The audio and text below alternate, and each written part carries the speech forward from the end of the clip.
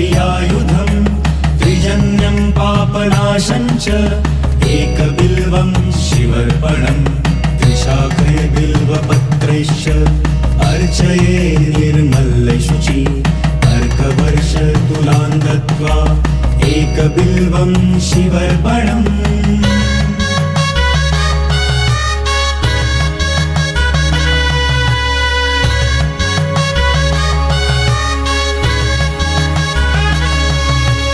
कोटिकन्या महादानं नीलपर्वतकोटयः काञ्चनं शैलदानेन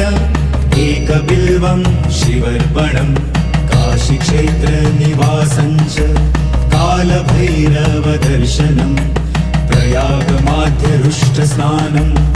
एकबिल्वं शिवर्पणम्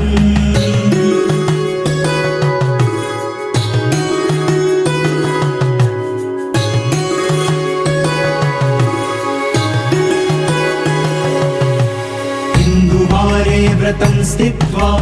निराहारो महेश्वर नन्दं वैष्णवं देवम् एकबिल्वं शिवर्पणम्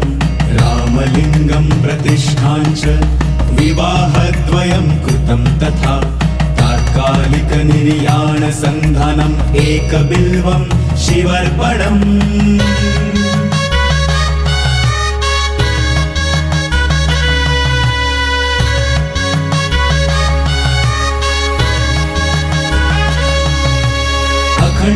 बिल्वपत्रं च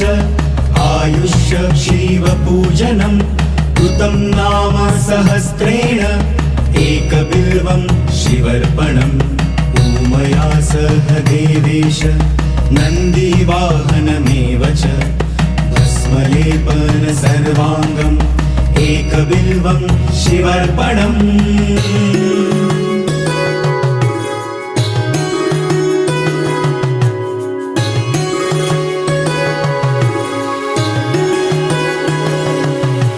सालग्रमे दिने दानं तदकूटं दशकूपयः यत्र कोटिसहस्रैश्च एकबिल्वं शिवर्पणम् दन्तिकोटिसहस्रैश्च अश्वमेधशतक्रूतो कोटिकन्या महादानम् एकबिल्वं शिवर्पणम्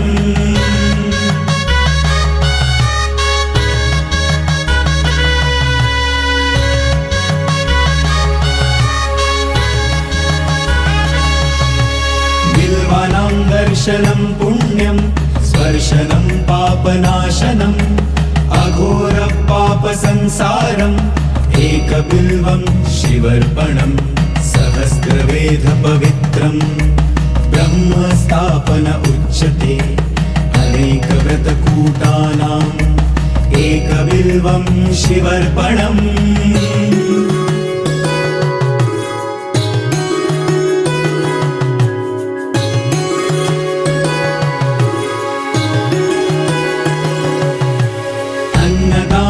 सहस्रैश्च सहस्रोत्पन्नयत्नतः अनेकजन्मपापनाम् एकबिल्वं शिवर्पणम् बिल्वाष्टकम् इदं पुण्यं यः पठेत् शिवसन्निधौ शिवलोकमवाप्नोति एकबिल्वं शिवर्पणम्